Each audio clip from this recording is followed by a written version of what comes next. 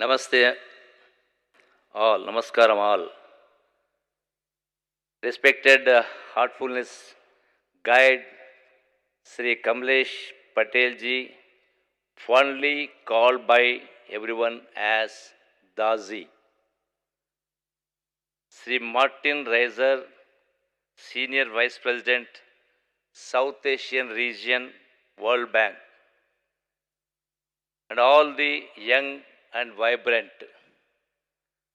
It's my immense pleasure to be here today, standing alongside all of you on the occasion of the second edition of Raising with Kindness. I express my heartfelt gratitude to Daaji and the Heartfulness Institute for organizing this program. I also want to extend my congratulations to all the participants, especially the youth, for being part of this inspiring initiative aimed at fostering kindness and compassion among us all.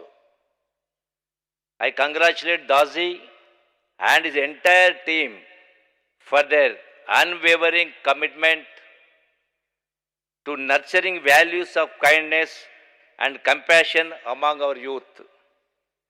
In a world often marked by competition and challenges, it is essential to remind ourselves of the core values that make us human: kindness, empathy, and mutual respect. These values are not only the foundation of a harmonious society, but they also play a crucial role in individual development. The youth are more alive, more idealistic, and more inspired. If the world was guided by the young, the world would be a better place to live because they are in a certain level of high energy compared to the other part of humanity. It is just that every little thing that they do is a little engaged, exaggerated. If something constructive has to happen in the world, it has to be by the youth. If something destructive has to happen in the world, it too has to be by the youth. Keeping this in mind, Daaji is conducting more youth-oriented programs. In India, we have over 600 million people between the ages of 18 and 35. 65% of India's population is under 35 years old, making India home to the largest number of millennials and Gen Z in the world. I appreciate Daaji for thoughtfully curating this program with the objective of raising awareness about individual growth and practices alongside social and environmental growth. The program focuses on yoga, meditation, and interfaith discussions, engaging youth from different countries. Before being kind to others, I urge everyone to first be kind to themselves. Confused? You may think you are always kind to yourself, but I don't believe that always the case. If you are truly kind to yourself, you wouldn't have harbored the poisons of hatred, envy, jealousy, or anger towards others. When you create anger, anxiety, or any other negative feeling, who suffers first? It is you. The moment you start generating negative emotions, your body begins producing harmful chemicals. Over time, continuously harboring these negative feelings can lead to psychosomatic diseases. So, when you allow negativity to take hold, you are not being kind to yourself.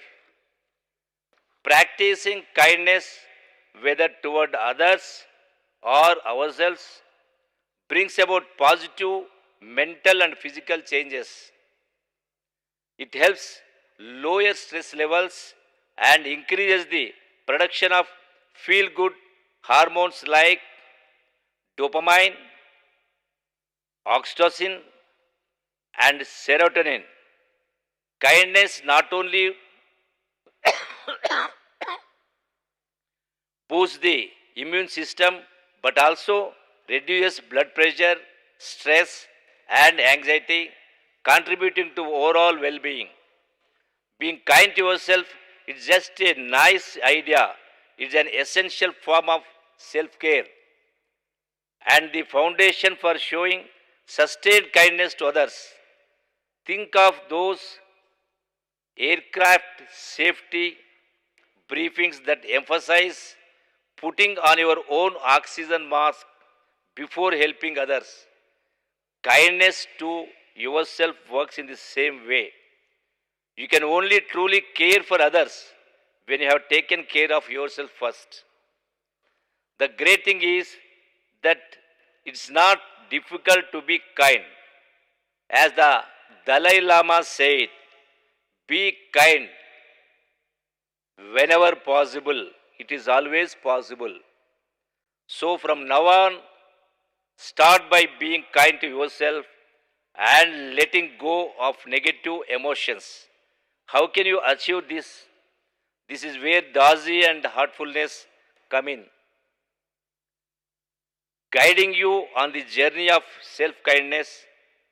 With their expertise, they can help you cultivate inner peace and compassion toward yourself. 2 days have already passed in this program, and I hope everyone participating has begun their journey of self-kindness. I think I am right. As the Tourism Minister of Telangana, I believe that kindness has an intrinsic connection to tourism. Tourism is not just about visiting new places. It is about exchanging cultures, sharing stories, and building human connections across borders. When we extend kindness to travelers and visitors, we create an experience that leaves a lasting impact on their hearts. It is through these small acts of hospitality and warmth that we showcase the true spirit of Telangana. Our state is a land of diversity, rich in culture, history, and natural beauty. From the serene lakes of Nagarjuna Sagar to the historical marvel of Warangal and the bustling city of Hyderabad, Telangana has much to offer. But what truly sets us apart is the warmth and kindness of our people. It is my belief that programs like Raising with Kindness help us strengthen this spirit of hospitality, ensuring that every visitor feels welcomed and cherished. With the multiple religions, languages, and cultures, India showcases to the world the concept of unity in diversity. From time immemorial, India always stood as tower of light in the field of spirituality. The ancients in the Indian civilization were highly adept in fostering a relationship with the Supreme Creator. They have bequeathed to us lot of techniques of meditation and self-awareness philosophies which are a true blessing in this modern life. The role of Heartfulness Center in taking this to countless people, both the elite and masses, is invaluable. The services provided by the institution in disseminating the Guru Tattva, which means the right knowledge at the right time with generously to the yearning souls inspires not just the country but the whole world and planet. Our Telangana state is particularly blessed to have the headquarters of this prestigious institution here in the outskirts of Hyderabad.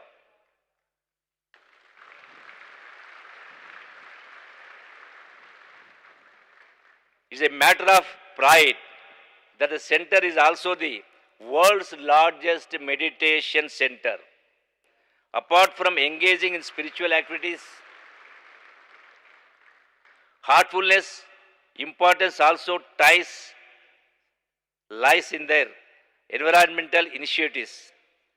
There remains no doubt that sustainable development is the only way forward for humanity. One such initiative is in front of our eyes. They have turned this Kanha Shanti Vanam, which is once a barren land, into one of the most beautiful places on the earth.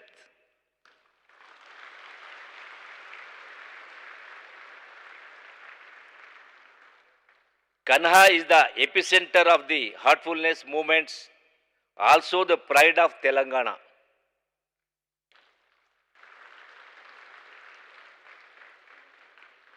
The mission's tree conservation project, which seeks to safeguard critically endangered plants through tissue culture, remains noteworthy. The Rainforest Initiative has increased the green cover significantly and became a home to several vulnerable species. Water conservation projects have aided in groundwater penetration and will remain crucial during the periods of drought. All these activities have again reinforced that environmental protection and spirituality go hand in hand.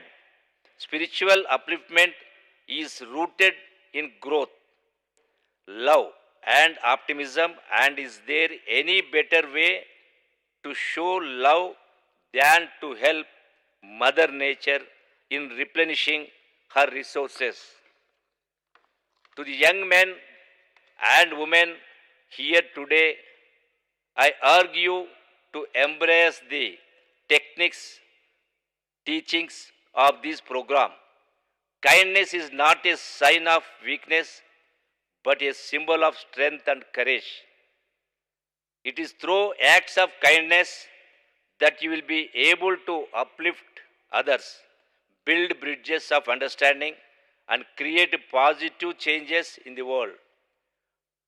I encourage you to take what you learn here today into your daily lives, not just in your personal relationships, but in the way you contribute to society at large.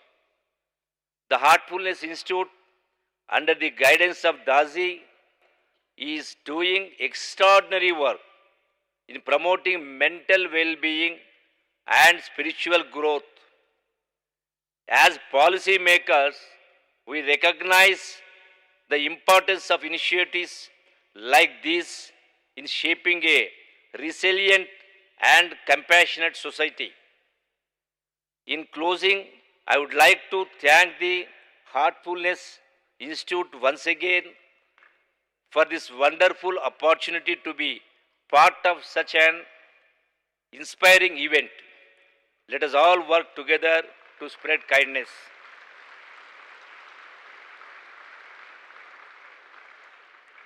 Not only in Telangana, but across the nation and the world.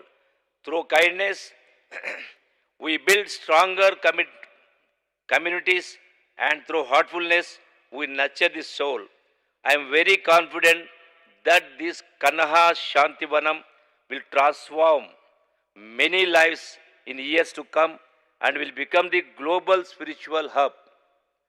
On behalf of Telangana State Government and people of Telangana, I once again thank Heartfulness Organization for giving me this opportunity.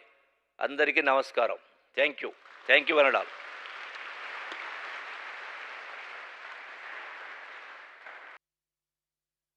Andakini namaskaram.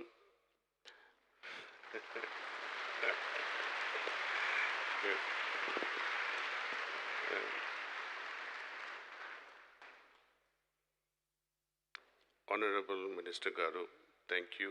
You had inspired all of us and motivated to do or continuously keep doing what we do. Thank you. And we need a lot of money from the government to support this work. Thank you.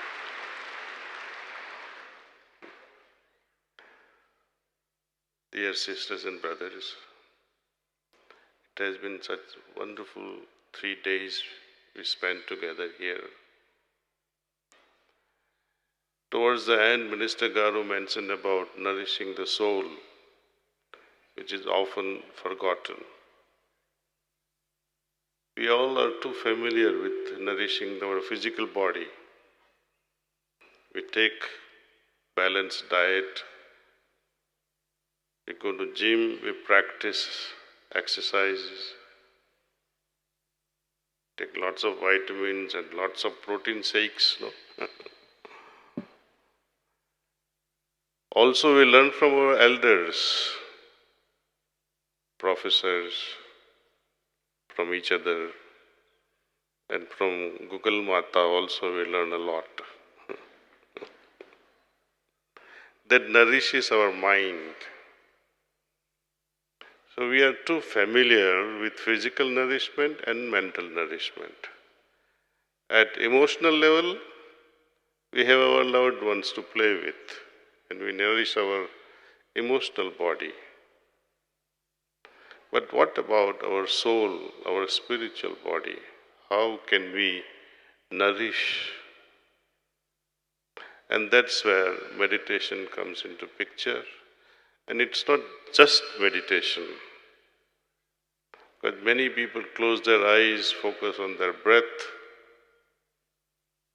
They focus on a burning flame in front of their eyes.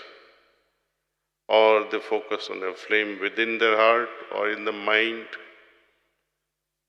But while meditating, if we can have that access to a particular yogi or a sage who can transmit, who can offer pranasya pranaha, just as we have annasya annam, annam nourishes our soul, annamaya kosha.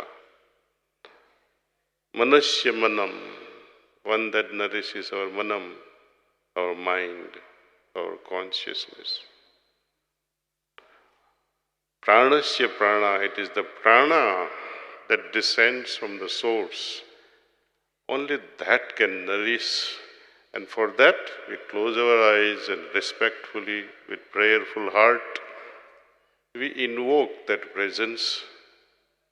And that happens only in the presence of such a sage to whom we remain grateful. And without his initiation into this particular spiritual realm, we cannot dream of receiving such pranahuti that can nourish the soul. My young friends, you are often blamed as non-believers, but I should congratulate you. Thanks for not believing in gods and goddesses. The reason is very simple. I don't believe, or no one believes in gods or goddesses because they have not experienced gods. And it's quite natural. Person who says, I don't believe because I have not experienced, is a very honest person, authentic person. When we ask our parents, Papa, Mummy, do you believe in gods and goddess? They'll say, why are you asking such a question? Don't you think we believe? Then when we ask a next question, why do you believe? The only answer that comes forward from many parents is this: we believe because my mother taught me so, Our Shastras, they speak about it. Our religion says so. Everybody says so, so I say so. That's a belief. Belief is a whitewash. We are whitewashing the reality. When we see each other, we don't have to believe that we see each other. When we see this beautiful ashram, we don't have to believe that such a thing exists, because I have seen. I'm able to see it. So belief is a substitute for reality. And that is a biggest defect. And that's why youngsters should wake up and say, okay, I don't believe because I have not experienced. And there is nothing wrong with such a strong stand that one takes. It should be like the scientist. Science is not based on faith. Science is based on facts. And I like to put forward spirituality is also no less than a science. Our day-to-day experiments within ourselves, within the laboratory of our own heart, adding this essence of pranahuti in our heart, and see what changes it can bring about in my consciousness, with my consciousness. And with ever-evolving consciousness, how I can perceive things which are unmanifested. With closed eyes, focused on the divine presence, nourishing my soul. As my consciousness rises, I get the ability to tap into the superconscious state and also dive deeper into subconscious oceans of my being, thus making my limited consciousness a broadband consciousness. This happens through the magic of pranahuti on our meditation. And the same pranahuti is able to help us clean ourselves, decondition ourselves, because we carry a lot of garbage within ourselves. There are a lot of beliefs and conditioning. This conditioning is especially harmful to all of us, to the entire humanity. This belief system has to go and be substituted by the experience. They say knowledge is good, and I do agree. But better than knowledge would be the experience. That's why when you go out to look for a job, they say, you got an experience? You may be knowledgeable, but experience surpasses. And I was discussing this early morning that experience of divinity may be great, but it would be better if we can become divine ourselves. And this progression is a sign that you are on the right track, on the right path. So we should not be satisfied with just a belief in God, but actualize the experience. And having experience, be further inspired to become that experience. It's not enough to be experiencing peace, but become peace.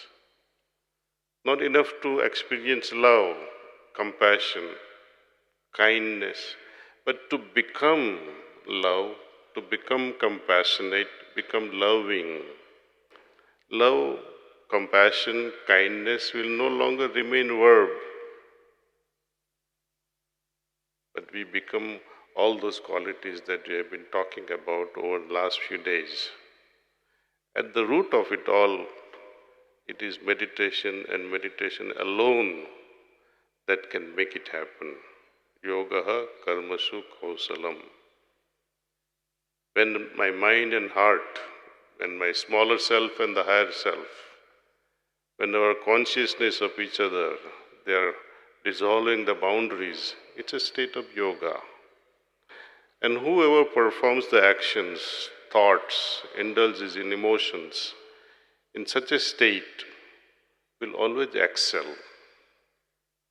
Be it a romantic life, family life, your work life, your student life, everything becomes excellent when we are in a meditative state. And that's why Lord Krishna keeps asking questions after questions after questions to Arjun, which I shared on the first day. I like to remind you of those questions. Krishna asked Arjun, can you be happy when you are restless? Then he himself answers, he says, not possible. How can you be restless in the absence of harmony? How is harmony possible without peace? How is peace possible without focused mind? How is focused mind possible without meditation? And then he says, now you connect the dots between meditation and the happiness. You look from a psychological perspective, and as Minister Garu was mentioning, a stress-free mind, anxiety-free mind deflects the toxic chemicals, toxic neurotransmitters that run havoc in our bloodstream, in our lymphatic system. Instead, qualities like kindness, compassion, love, it floods our blood system with good peptides, good neurotransmitters like serotonin, oxytocin, dopamine. They are called happy hormones. And all these good hormones, happy hormones, joyful hormones, their concentration skyrockets after each meditation. Whether you are spiritual or not, forget God for a moment. But for your own happiness, for your own health, meditate. Those of you who are indulging in scientific experiments, you can take up this project. Let 10 individuals meditate, measure their cortisol level, dopamine level, serotonin level, oxytocin level. See what happens to such chemicals in their bloodstream. And when you are stressed, failed in romantic relationship, measure all these chemicals and see how cleaning of heartfulness can remove the shocks and the pain of love failure. How quickly you can get out of this miserable state with the help of heartfulness cleaning. This can be taken up as scientific experiments. So you will be able to see the beauty of spirituality through scientific experiments. The role of kindness, role of peace, role of harmony, they can never be undervalued. Without them, humanity will be lost. If India has to offer something to the world, it is spirituality. We have to understand what spirituality is all about.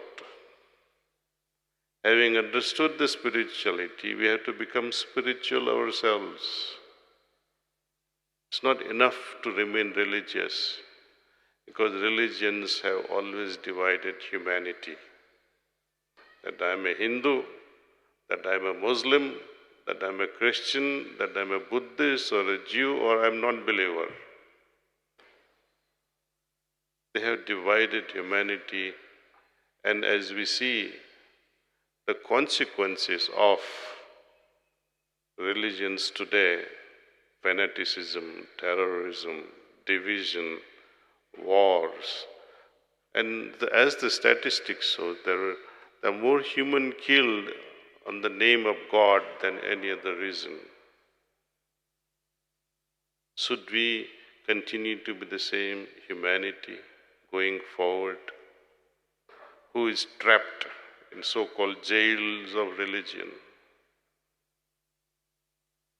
We must transcend them, say goodbye to such religions, and create new culture, new humanity, new human beings. It just requires a shift in our understanding.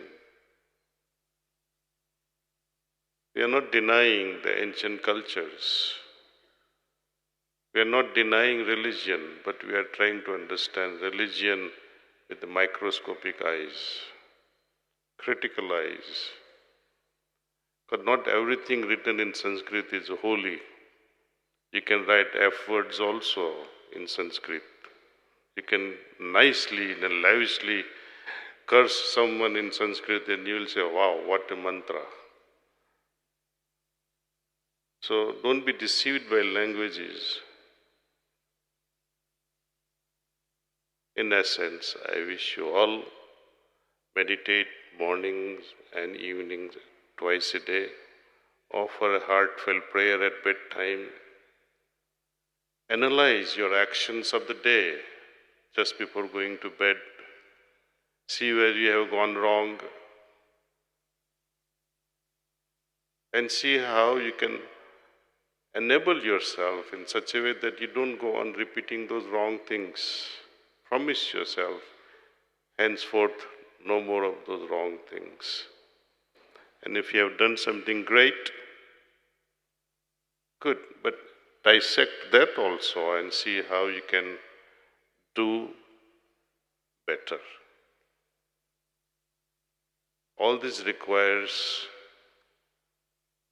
a heart that is craving to learn new things, heart that is craving to get transformed each moment. Moment you become satisfied with yourself that I am fine with myself now, that is stagnation.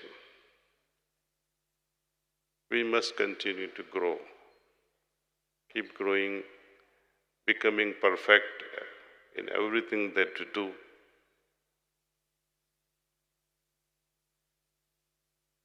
And create a society, not of just a belief, but spiritual giants who are able to experience what is written in the books.